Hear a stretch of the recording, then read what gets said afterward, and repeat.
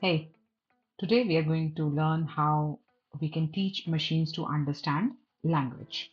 Language as in what we speak or what we write. The simplest example that I can think of is you say, "Hey Siri, play the latest song by Taylor Swift," and your device starts playing. How does that happen? Siri is a software that is NLP enabled. That means it is trained on natural language processing.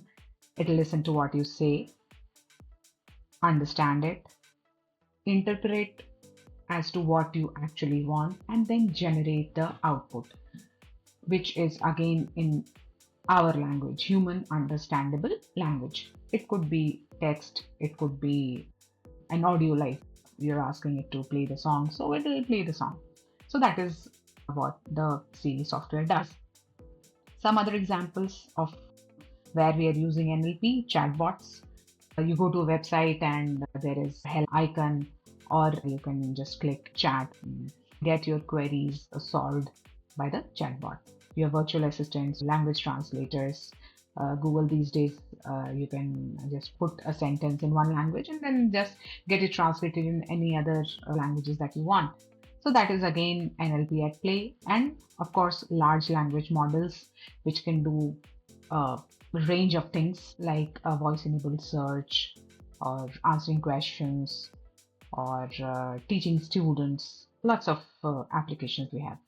In today's video, we will understand how we prepare the data for the data set needed for NLP systems and how NLP systems actually work. So the language processing happens in four stages: pre-processing, representation, understanding, and finally the output. Let's look at the first stage, the raw data, the raw language data, what humans speak or write. So that is the input.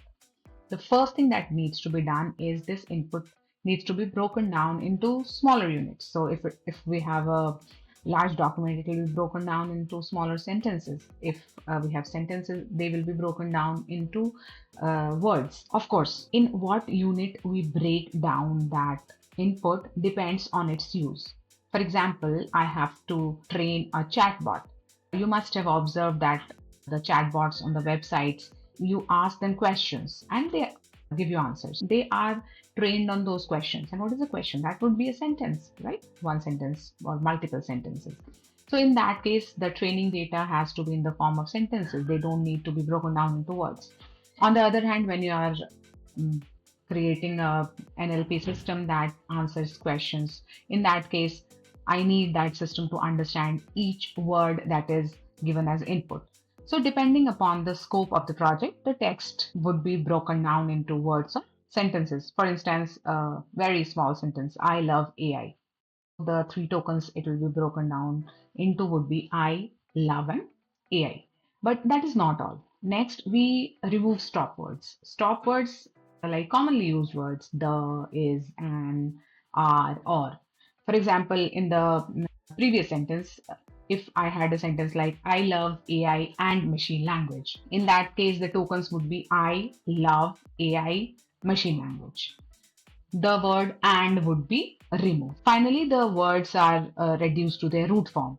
Root form: running, ran, run. They are all reduced to run. Now you must be wondering that if I am breaking down the sentence into these words and then I am reducing it to its root form, I am removing the stop word also, then how the system will understand the actual meaning?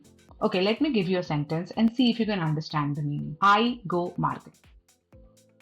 You could understand that what I'm trying to say is I'm going to the market, or I have already gone to the market, right? So you have understood the meaning. It could be either of these two. These pre-processing do not take away from the meaning of the sentence, the input that has been given. So that is stage one.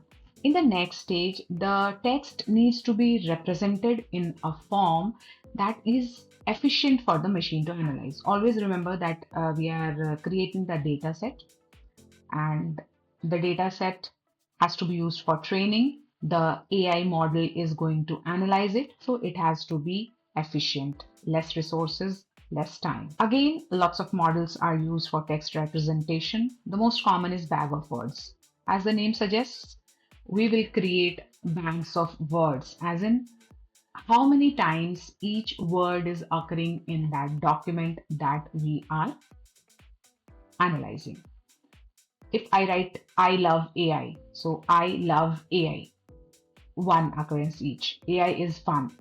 AI is fun, one occurrence each. And of course, is would be removed if I am also going for lemmatization. But bag of words sometimes does not tell you how important a word is. Yes, frequency I know, but how important that word is to that sentence or to that document. For that, I have to take help of another model, which is the TF-IDF, term frequency, inverse document frequency. In that case, we assign each word a weightage of how important it is. Typically, if a word occurs fewer number of times, then it is given higher weightage. If it occurs very frequently, then it is given lower weightage. That means it is less important. The next is understanding text. Now the model is actually trying to understand those words or bags of words that we have created. The most important technique is named entity recognition. The entity that we have, the words that we have, it will try to identify. For instance, if I say Mahatma Gandhi was born in Gujarat, the system will analyze it as Mahatma Gandhi is a person and Gujarat is a location. Of course, named entity recognition is not the only model that is used. We have something called sentiment analysis also, where emotional tone of the text, whether it is positive, negative, or neutral, is determined. If I say the movie was fantastic, so it would be classified as positive.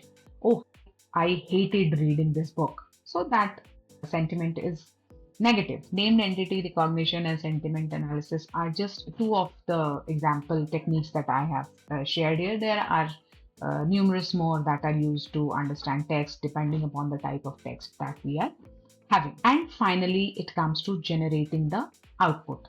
The data that we analyzed and processed till stage 3 would be passed on to machine learning models like artificial neural networks or deep learning models, k nearest neighbor models, whatever model is being used in that AI system to predict the outcome, to generate the needed response. If the user has said, "Hey Siri, play the latest song by Taylor Swift," then that song must be played. Somebody has asked, "Give me top 10 baby names in India," then that list should be produced as. So we have come from input to output. Somebody asks, "What will today's weather be like?" Today's weather will be sunny and it'll reach highest temperature of 30 degrees centigrade. So that is all for today. Thank you for watching. And as you already know, this is the third domain of AI. I have two previous videos, so please check out those videos from the playlist in the description.